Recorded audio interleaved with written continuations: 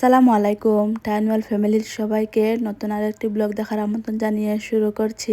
আশা করছি যে আমার আজকের ব্লগটি ভালো লাগবে। সকাল থেকে ব্লগটা স্টার্ট করলাম। আজ সকাল 12টার সময় ছেলের একটা চিতা আছে বড় হসপিটালে। কিছু হয়নি, এমনিতেই ওকে দেখার জন্য, যেহেতু ওর 1 বছর হয়েছে। ওনারা একটু দেখবেন যে সব কিছু ঠিক আছে নাকি। আলহামদুলিল্লাহ, ডাক্তার বললেন যে আমার ছেলের সব কিছুই ঠিক আছে। এখানে ঘুম থেকে উঠেই প্রথমে প্যানকেক বানাচ্ছি। আসলে প্ল্যান ছিল যে আমরা অনেক সকালে এই সাগর পাড়ে যাব, আর আসার সময় ডাক্তার দেখিয়ে আসলাম, কারণ বড় হসপিটালের সামনেই হচ্ছে আমাদের সাগর।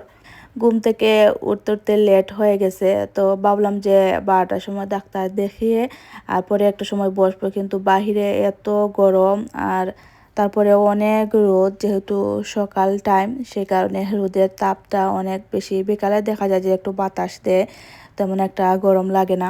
এত রোদের মধ্যে আর সাগর পাড়ে গিয়ে বসিনি। এই যে সাগর পাড়ে বসার জন্য ছাতা, তারপরে এই নাস্তা সব কিছু আমি রেডি করেছিলাম, সঙ্গেও নিয়েছি, কিন্তু পরে আবার বাসায় নিয়ে আসছি। এখন হচ্ছে বাসায় বসেই খাচ্ছি।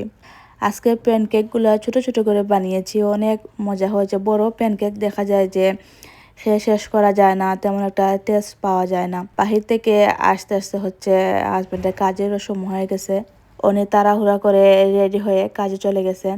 এখন হচ্ছে আমি শান্তির মতো 1 কাপ রিল্যাক্সে চা খাবো। আর টিমু থেকে আমার হচ্ছে একটা পার্সেলও এসেছে, একটু পরে ওপেন করে দেখাবো।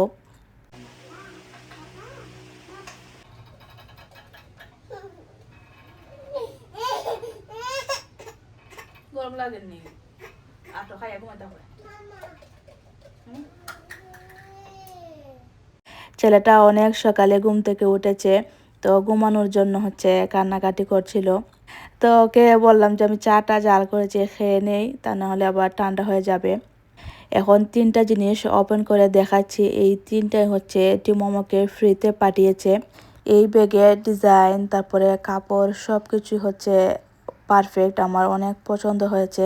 আর কয়েকদিন ধরে হচ্ছে আমি এই ব্যাগটা কিনবো করছিলাম, তো অনেক দাম ছিল এই ব্যাগের। মনে মনে ভাবছিলাম যে ডিসকাউন্ট দিলে তারপরে কিনবো, ফ্রিতে পেয়ে গেলাম, আর কিনতে হবে না। ব্যাগের লক সিস্টেমটা আমার কাছে ভালো লেগেছে, কারণ চেইন হলে অনেক সময় দেখা যায় যে চুরি হয়ে যায়, কারণ চোরেরা চেইন কীভাবে যে খুলে মানে টেরই পাওয়া যায় না। তো এটা খুলতে হলে চোরকে অনেক কষ্ট করতে হবে, এত সহজে খুলতে পারবে না। তো এখন হচ্ছে একটা ড্রেস ওপেন করে দেখাচ্ছি। এই ড্রেসের কাপড়টা এত আরামের, কটন কাপড়ের মতো। ড্রেসটাও কিন্তু অনেক দামি, এই 35 ইউরো ছিল। আচ্ছা, সম্ভব হলে সব কিছুর লিংক আমি দিয়ে দেব, কেউ চাইলে লিংকে ঢুকে অর্ডার করতে পারবে। আর এটার কথা কি বলবো, এটা হচ্ছে একটা ডাস্টবিন। এত সুন্দর, মানে সুন্দর বললে ভুল হবে, এত কিউট এটা। এগুলা টিমুতে নতুন কালেকশন এসেছে। এই সবগুলা প্রোডাক্টই আমি আবার সেইনে সার্চ করে দেখেছি যে সেইনে আছে নাকি। অনেক সময় দেখা যায় যে টিমুর থেকে সেইনে একটু কম দাম থাকে, তো এগুলো হচ্ছে সেইনে এখনো আসেনি। এটার দামও 25 ইউরো ছিল। এটার সাথে অনেক নাট বল্টু আছে, এগুলা ফিটিং করতে হয়।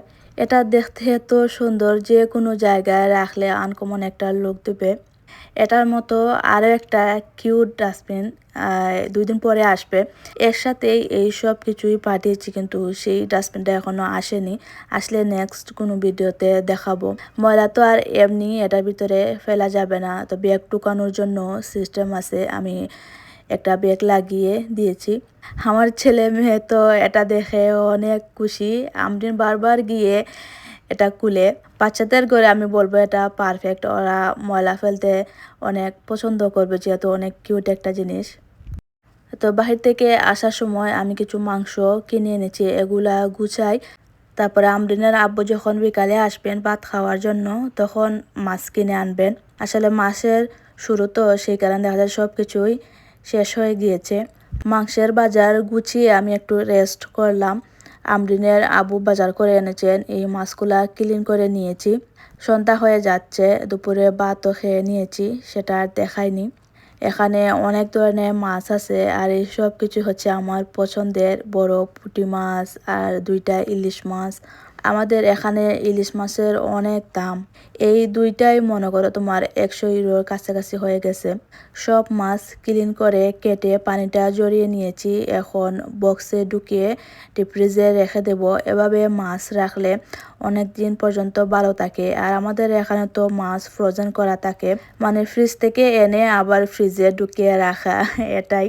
তো আগে আমি কি করতাম, বাজার থেকে মাছ আনার পরে যেভাবে আনতাম সেভাবেই ফ্রিজে রেখে দিতাম। আর প্রত্যেকদিন রান্নার আগে বের করে মাছ ক্লিন করো দো, মানে অনেক ঝামেলা করতে হতো প্রত্যেক দিন। তো এখন আমি একটু বুদ্ধি খাটিয়ে সব কিছু সহজ করে নিয়েছি। যেদিনই বাজার করি একটু বেশি করে তারপরে ক্লিন করে আর রেখে দিই। তো প্রত্যেকদিন রান্নার আগে আর ঝামেলা করতে হয় না, ফ্রিজ থেকে বের করে শুধু আইসটা চুটাতে হয়। তারপরে একবার বা দুইবার ধুয়ে তরকারির মধ্যে দিয়ে দেই। এখানে রান্নাও বসিয়ে দিয়েছি। আজ গরু মাংস বোনা করব। আর এটা বোয়াল মাছ আলু দিয়ে বাচ্চাদের জন্য। হামরিন আলু অনেক বেশি পছন্দ করে, ও আলু ছাড়া কিছুই খায় না। আলু আর ডাল ওর জনপ্রিয় খাবার।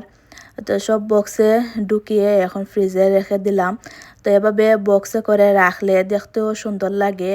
মাছ মাংসের পানি বা রক্ত ফ্রিজে পড়ে না, ফ্রিজটাও সবসময় পরিষ্কার থাকে।